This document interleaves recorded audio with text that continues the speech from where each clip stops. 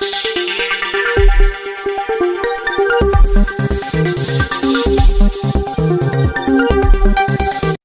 మోడీ తన పరిపాలనా విధానాలు మార్చుకోకపోతే రానున్న ఎన్నికల్లో కేంద్రంలోని బీజేపీ ప్రభుత్వాన్ని మార్చేడేనని కార్మిక సంఘాల నాయకులు హెచ్చరించారు.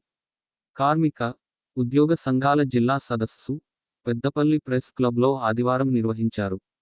ఈ సదస్సులో పాల్గొన్న AITUC, CITU, HMS, IFTU, TNTUC, AFTU సంఘాల జిల్లా ప్రధాన కార్యదర్శులు కడారి సునీల్, ఎర్వెల్లి ముత్యంరావు, రమేష్, విశ్వనాథం, అశోక్, తోకల రమేష్, కంది చంద్రయ్య, రాములు మాట్లాడారు.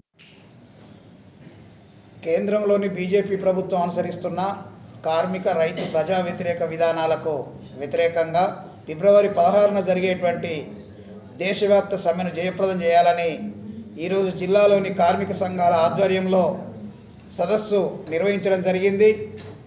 కాబట్టి జిల్లాలో ఉన్నటువంటి కార్మికులు, ఉద్యోగులు, రైతులు, వ్యవసాయ కూలీలు, పేద ప్రజలందరూ ఫిబ్రవరి 16న జరిగేటువంటి ఈ సమ్మెలో పాల్గొని జయప్రదం చేయాలని అన్ని కార్మిక సంఘాల తరఫున విజ్ఞప్తి చేస్తూ ఉన్నాం. నరేంద్ర మోడీ గారి ప్రభుత్వం కార్మిక హక్కులను కాలరాస్తుంది, రైతుల భూములను కార్పొరేట్లకు అప్పచెప్తూ ఉంది, ప్రభుత్వ రంగ సంస్థలను కార్పొరేట్లమయం చేస్తూ ఉంది. అదేవిధంగా వ్యవసాయ కూలీలకు కేటాయించినటువంటి బడ్జెట్లో నిధులు కూడా తగ్గించేసి ఈరోజు పనులు లేకుండా చేస్తుంది. కాబట్టి మొత్తం పేద అట్టడుగు వర్గాలుగా ఉండేటువంటి సామాన్య మధ్యతరగతి ప్రజలకు సంబంధించిన సమస్యలు పరిష్కరించకుండా నిర్లక్ష్యం చేస్తూ ఉంది. అందుకే ఈ కార్మిక, రైతు, ప్రజా వ్యతిరేక విధానాలు మానుకోవాలి, లేకపోతే రాబోయే ఎన్నికల్లో నిన్ను మార్చేస్తామని చెప్పడం కోసమే ఫిబ్రవరి 16వ తారీఖు నాడు ఈ సమ్మె నిర్వహిస్తూ ఉన్నాం. ఈ సమ్మెలో జిల్లాలో ఉన్నటువంటి మొత్తం అన్ని రంగాలకు సంబంధించిన కార్మికులు, ఉద్యోగులు, రైతులు, కూలీలందరూ పాల్గొని జయప్రదం చేయాలని విజ్ఞప్తి చేస్తూ ఉన్నాం. దేశంలో భారతీయ జనతా పార్టీ అధికారంలోకి వచ్చిన తర్వాత ఈ 9.5 సంవత్సరాలలో అనేక చట్టాలను సవరణ చేసుకుంటూ వచ్చింది.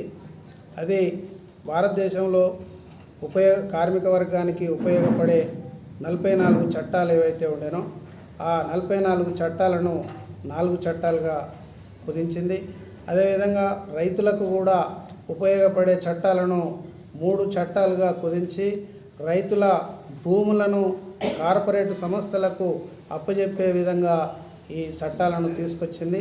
ఆ చట్టాలను సవరణ కోసం అనేక రైతులు ఢిల్లీ నడి ఒడ్డున 18 నెలలు సమ్మె చేశారు, ధర్నాలు చేశారు. అందులో 700 మంది రైతులు చనిపోవడం కూడా జరిగింది. అప్పుడు ఇవాళ ఈ మన ఏదైతే బీజేపీ ప్రభుత్వం ఆ 3 చట్టాలను వెనక్కి తీసుకున్నది. అదేవిధంగా ఇప్పటికైనా కూడా ఈ 8 భారతీయ సమ్మెలు జరిగినాయి. అదేవిధంగా ఇది 9వ భారతదేశ వ్యాప్తంగా బంద్ జరగబోతూ ఉంది. ఈ బంద్ కూడా బీజేపీ ప్రభుత్వానికి ఈ ఏదైతే కార్మిక వర్గ ప్రజా వ్యతిరేక విధానాలు ఏదైతే బీజేపీ ప్రభుత్వం తీసుకొస్తుందో ఆ విధానాలకు వ్యతిరేకంగా ఈ సమ్మె జరగబోతూ ఉంది. ఈ సమ్మెలో దేశంలో ఉన్నటువంటి ప్రభుత్వ రంగ సంస్థల్లో పనిచేసేటి వాళ్ళు, అదేవిధంగా అసంఘటిత రంగం కార్మికులు, అదేవిధంగా అన్ని ప్రజలు, రైతులు అందరూ కూడా ఈ ఫిబ్రవరి 16వ తారీఖు నాడు సమ్మె ఏదైతే జరుగుతుందో, భారత్ బంద్ ఏదైతే జరుగుతుందో ఈ భారత్ బంద్లో యావత్ ప్రజానీకము, కార్మిక వర్గం పాల్గొని ఈ సమ్మెను విజయవంతం చేయడం మూలంగానే ఈ బీజేపీ ప్రభుత్వానికి మరొకసారి బుద్ధి చెప్పిన వాళ్ళం అవుతాం. కనుక ప్రజలు, కార్మికులు అందరూ కూడా ఈ సమ్మెలో పాల్గొని విజయవంతం చేయాలని ఇక్కడ ఉన్నటువంటి అఖిలపక్షం కమిటీ తరఫున, అదేవిధంగా ఐఎఫ్టీ తరఫున కార్మిక వర్గానికి పిలుపునిస్తూ ఉన్నాం.